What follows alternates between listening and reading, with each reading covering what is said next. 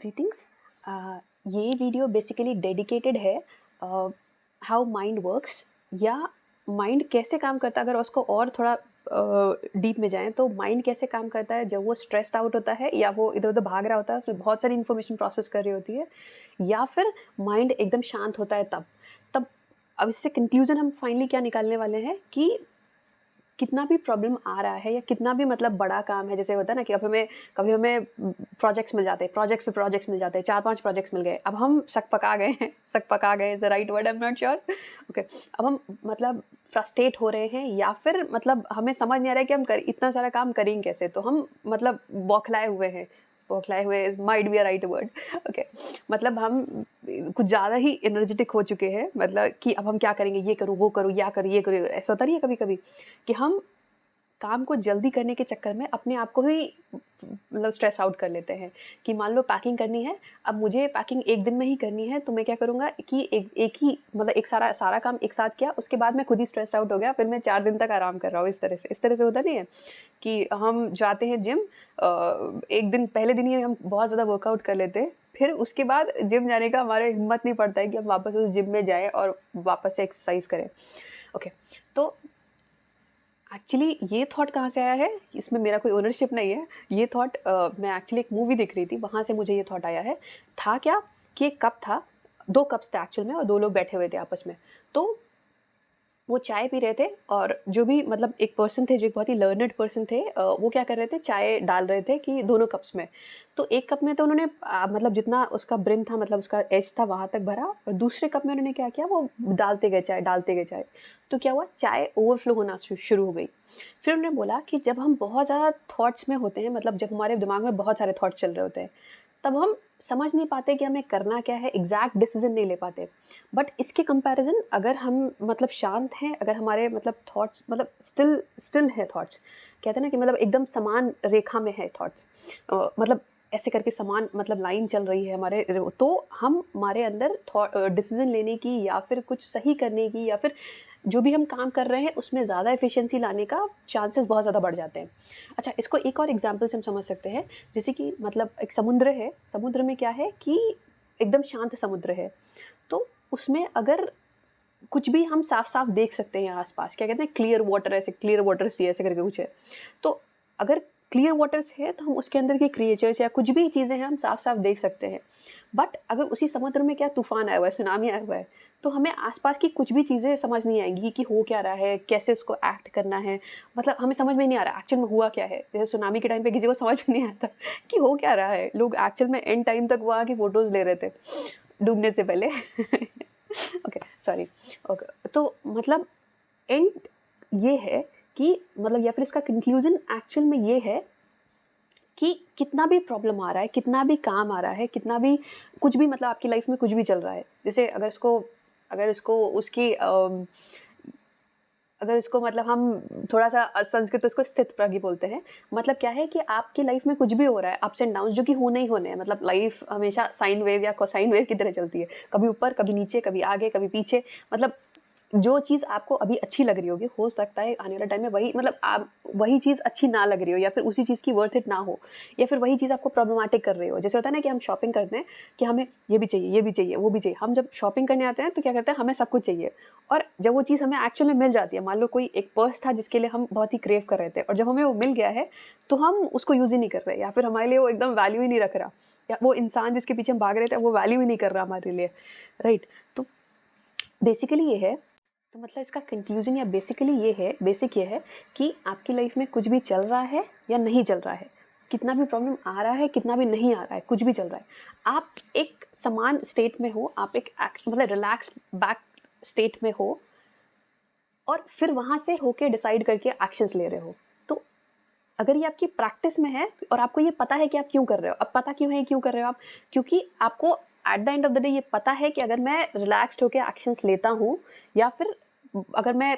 Disturb mind से actions लेता हूँ, तो वो मोस्टली हमेशा गलत होता है, या फिर मैं खुद ही फ्रीक आउट हो जाता हूँ, स्ट्रेस्ड आउट होता हूँ। या फिर अगर मैं एक रिलैक्स्ड बैक होके अगर वो एक्शंस लेता हूँ, तो उसके जो रिजल्ट्स होते हैं वो काफ़ी अच्छे होते हैं इन कंपैरिजन टू, प्लस मैं स्ट्रेस आउट नहीं होता हूँ, मुझे एक काम खेल की तरह लगता है। तो आपको वहाँ से अगर ये नॉलेज, अब ये कहाँ से आएगा, जब आप अपने आप को पूरे उससे ऑब्जर्व कर रहे हो कि आप किस तरह से एक्ट करते हो, मतलब अगर आप ये ऑब्जर्व कर रहे हो अपने आप को कि जब आप टेंशन में होते हो या बहुत ही एकदम बौखलाए हुए हो तब आप किस तरह से काम कर रहे हो, या फिर अगर आप बहुत ही शांत हो तो आप किस तरह से काम कर रहे हो, कहते हैं ना कि उसके बेसिस पे आपको पता चल रहा है कि अगर मैं मान लो मेरे पर प्रॉब्लम्स 100 प्रॉब्लम्स आई हैं, पर अगर मैं रिलैक्स्ड माइंड से काम कर रहा हूँ या कर रही हूँ तो मैं ज़्यादा अच्छे से परफॉर्म कर सकता हूँ इन कंपैरिजन टू अगर मैं बौखलाए माइंड से करूँगा या करूँगी तो वो चीज़ ख़राब होनी ही होनी है। अब अगर आपको ये ऑब्जर्वेशन है अपना, या फिर अगर आपने अपने आप को अच्छे से ऑब्जर्व किया है, या फिर लाइफ को अगर कह सकते हैं आपने अच्छे से ऑब्जर्व किया है, तो आप ज़्यादा अच्छे से काम कर सकते हो। जैसे अगर आप लाइफ को कैसे ऑब्जर्व किया है, अगर हमने लाइफ को अच्छे से ऑब्जर्व किया है कि कुछ भी हो जाता है, कुछ भी नहीं होता है, एक्चुअल में एट द एंड कुछ फ़र्क नहीं पड़ता है। सब कुछ मतलब अगर आप किसी चीज़ के पीछे भाग रहे हो, वो चीज़ आपको मिल भी गई है, और किसी चीज़ से भाग रहे हो मतलब किसी चीज़ से दूर भाग रहे हो और वो मतलब उस पर वो तो एक्चुअल में कुछ फ़र्क नहीं पड़ता है। सब कुछ कुछ भी मिल जाने से, कुछ भी खो जाने से, कुछ भी it doesn't matter at the end of the day. मतलब सब कुछ नॉर्मल हो ही जाता है कुछ टाइम बाद, या फिर कहें तो इससे एक्चुअल में कोई मतलब होता नहीं है। तो अगर आपको आपको लाइफ की अच्छी खासी अंडरस्टैंडिंग है, तो या तो आप इसमें से ये समझ सकते हो कि हाँ, कुछ भी चल रहा है, नहीं चल रहा है, अगर आप रिलैक्स्ड बैकलेड हो, तो आप अच्छे से उस चीज़ को टैकल कर सकते हो। नहीं भी टैकल कर सकते हो, तो आप जो उसमें बेस्ट आउटपुट अपना दे सकते हो, वो दे सकते हो। कुछ चीज़ें होती हैं जो हम टैकल कर सकते हैं, कुछ चीज़ें नहीं होती जो हमें सिर्फ समझना होता है। उसमें हम कुछ भी कर नहीं सकते। उसमें टैकल अगर हम जितना करने जाएँगे, उतना ज़्यादा वो चीज़ खराब हो जाएगी। तो उस टाइम पे रिस्पॉन्स ना करना या फिर उस चीज़ को सिर्फ देखते रहना, वही मतलब रिस्पॉन्स ना करना बेस्ट ऑप्शन होता है, और खुद समझना ये बेटर ऑप्शन होता है, राइट? तो इस तरह से अगर आप देखोगे तो अच्छा, एक और पॉइंट है मेरे पास यहाँ पर, मतलब इसके सपोर्ट में, कि मान लो अगर कुछ प्रॉब्लम आई है, मतलब आप कुछ अटेम्प्ट कर रहे हो या फिर कुछ भी दिक्कत आ रही है, अगर मान लो उस चीज़ को टैकल करने में आपको बहुत ज़्यादा एफर्ट लग गया। जैसे एग्जांपल ले लेते हैं, मान लो एक नया कोई ऐप ट्राई करो, मान लो फॉर एग्जांपल आप ज़ोमैटो पे मतलब लाइव किचन या क्लाउड किचन खोलने की कोशिश कर रहे हो, ठीक है? आप क्या कर रहे हो कि अगर आपने अगर आपने कस्टमर सर्विस का थोड़ा-सा एक्सपीरियंस हो, तो कस्टमर सर्विस दिमाग खराब कर देती है। मतलब मोस्ट ऑफ द केसेज़ में ऐसा नहीं है कि हर जगह हो, कभी-कभी होता है, सॉर्ट होता है, लेकिन अगर आप फँस गए, तो फिर फँस गए। कस्टमर सर्विस में अगर आप फँसे, तो फिर वो चीज़ें गोल-गोल घूमते-घूमते आप फ्रस्ट्रेट हो जाओगे at the end of the day. तो मान लो अगर आप क्लाउड किचन या कुछ ऐसा कुछ खोलने की कोशिश कर रहे हो, राइट? आपने अटेम्प्ट किया, और मतलब क्या हुआ कि, या फिर इससे और एक मान लो आपने शेयर मार्केट में पैसा लगाया या इंट्राडे किया और वहाँ से आपको अच्छा खासा लॉस हुआ, या फिर कुछ भी आपने मतलब बेसिक ही है, आपने कुछ भी करने की कोशिश किया, आपने उसमें बहुत एफर्ट लगाया, बहुत दिमाग लगाया, बहुत माथा-पच्ची हुआ, और at the end of the day आप एकदम फ्रस्ट्रेट होके मतलब एंग्ज़ियस होके वापस आ गए। अब क्या होगा, कुछ टाइम बाद, उस समय तो ठीक था, आप वहाँ से बाहर निकल आए। कुछ टाइम बाद आप जब उस चीज़ को दोबारा करने की कोशिश करोगे, मान लो आपने क्लाउड किचन फिर से कभी मतलब नेक्स्ट 2-3 महीने में या 4-5 महीने में आपने फिर से खोलने की कोशिश की, या फिर आपने शेयर मार्केट में फिर से अगर उसको खोला, या इंट्राडे फिर से खोला, या फिर कुछ भी ऐसी चीज़ जो आप जिस पे आप बहुत बुरी तरह फेल हुए थे, मतलब फेल तो छोड़ो, आपका दिमाग खराब हो गया था उसको हैंडल करने में। अब आपने वही चीज़ करने की कोशिश की, तो आपका बॉडी एक एक तरह से उसको रिपल्स करेगा, या आपका माइंड और बॉडी एकदम से उसको रिपल्स करेगा। क्यों? क्योंकि